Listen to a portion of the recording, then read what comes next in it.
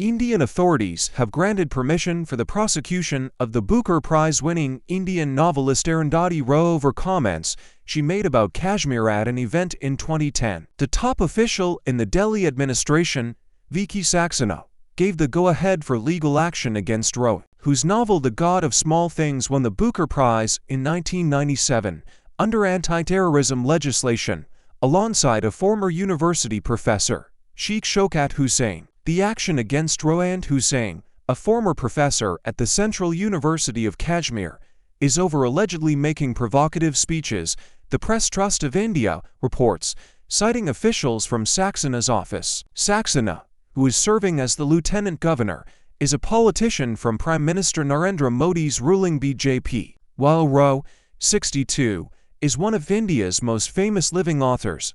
Her activism and outspoken criticism of Modi's government, including over laws targeting minorities, have made her a polarizing figure in India. Friday's development follows the news that Saxena had last October given approval for the case to proceed before the courts, more than a decade on from when a criminal complaint against Roy and several others was originally filed.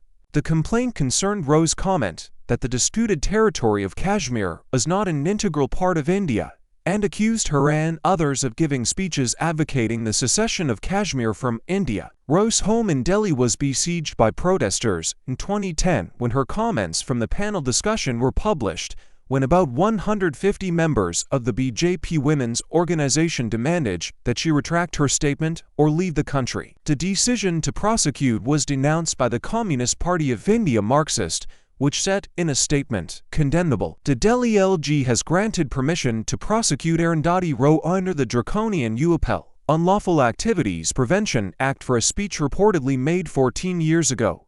In 2010, defies logic except the fascist kind. Timing is suspect since courts are on vacation, as are lawyers.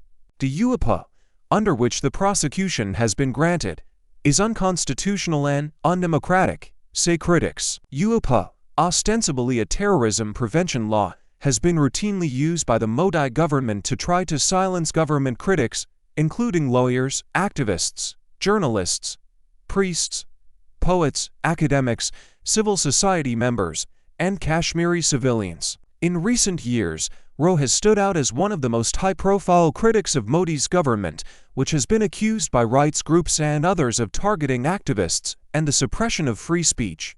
Roy was contacted for comment through her agency,